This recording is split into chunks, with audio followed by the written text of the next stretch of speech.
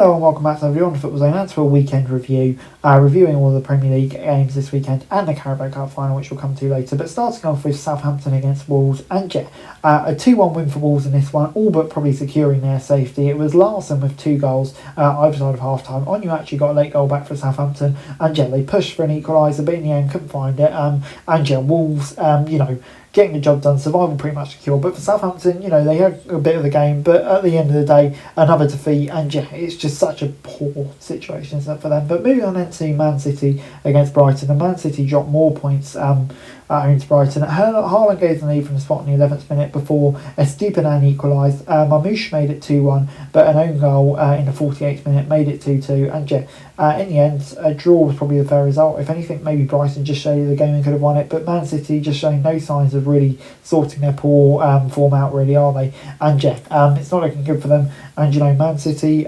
still struggling to get that top 4 place. But moving on then to Ipswich 2, Forest 4 at Portman Road, and it was Milinkovic and Alanga with 2 that gave Forest a commanding lead at half time, all in the last 10 minutes of the half, just showing what they can do when they really turn it on. Ipswich pulled one back later on, but Silva made it 4-1, and then Ipswich got another consolation deep in stoppage time through Hurst. But it's that really 10-minute period that killed the game off, showing what Forest can do. But for Ipswich, it's looking increasingly tough for them to stay up now, 9 points adrift, and they're looking like they're going to need a miracle. Moving on into Everton 1, West Ham 1 at Goodison Park, and it was Everton who went behind in the 67th minute through Souček, but got an equaliser in the 91st minute through O'Brien. And Everton probably deserving of an equaliser in this one. And I think for David Moyes, pleased to get at least a draw against his old team. But for West Ham, I think they are going in the right direction under Potter. Everton at the moment, just a few too many draws, but still on a really great run under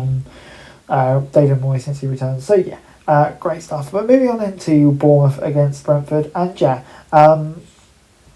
it will be it was a 2-1 win this one for Brentford. They continue a great run in the Premier League against Bournemouth. But Jan out with an own goal in the 17th minute gave Bournemouth a lead before Wissa and Norgard either side of half time turned it round. And Bournemouth will be wondering how they can get at least a point out of this game, because they probably dominated a lot of the game. But for Brentford, a great win for them. Is it too late to put a European charge on? Who knows? But we'll have to see. Moving on into Fulham 2, Tottenham 0 at Craven Cottage, and it was 2 late goals for this one that settled this one. It was Munoz in the 78th minute and Sessegnon in the 88th minute, and it was an evenly matched game, and Fulham just turned it on with those moments of quality at the end. A great win for them, continues their push for European place. But for Tottenham, their sorry season continues. They got a bit of a gap now to make up to 12th, but their season is pretty dependent on the Europa League now and what they can do in that competition. That's all it comes down to.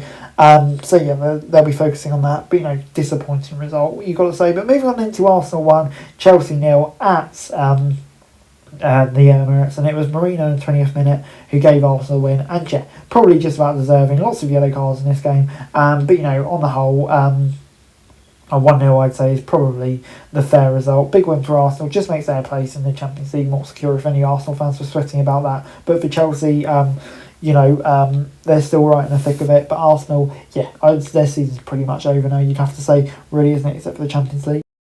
Leicester were defeated 3-0 by Manchester United as their sorry season continued. Hoyland with a goal in the 28th minute. Then Garnacho had a goal disallowed before he got one 10 minutes later in the second half. And Fernandes towards the end of the game finishing it off. And to be honest, Manchester United clinical and took their chances. Leicester had their moments. The game was probably closer than the scoreline suggests. But in the end, Leicester just can't score a goal for love nor money at the moment, can they?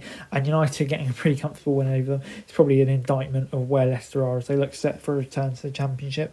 And then finally, moving on to the EFL Cup final, and Newcastle have finally won something again. An incredible game. Dan Burn giving Newcastle a deserved lead in the 45th minute with a bullet header.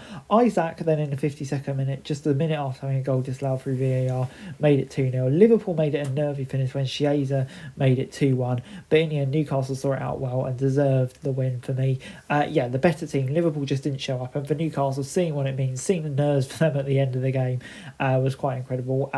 So happy for them. And first trophy under the new ownership, and you really feel like they can kick on now, and an unbelievable achievement for Eddie Howe and co. They'll be absolutely delighted with that. But for Liverpool, a disastrous week for them out of the Champions League and now missing out in the cup final too. And Arne Slot will just be looking to settle it. They should still win the league, but it's been a very disappointing week.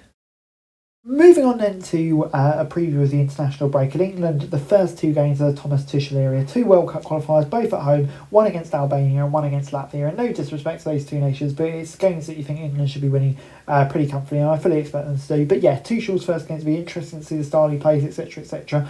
Really intrigued by that. And yeah, an intriguing squad. Maybe I wouldn't have gone for the likes of Henderson, Rashford, Walker just yet, and given the young players go in, earlier games against poorer opposition. But yeah, intrigued to see how it goes, and yeah, very much looking forward to the Tuchel era to start. Anyway guys, that's it for this video. Thanks very much for watching. Remember to like, share, subscribe, follow us on our socials, link in the description below for daily football news, meme and content. Subscribe for our other channels on screen right now, that'd be greatly appreciated. Thanks very much for watching.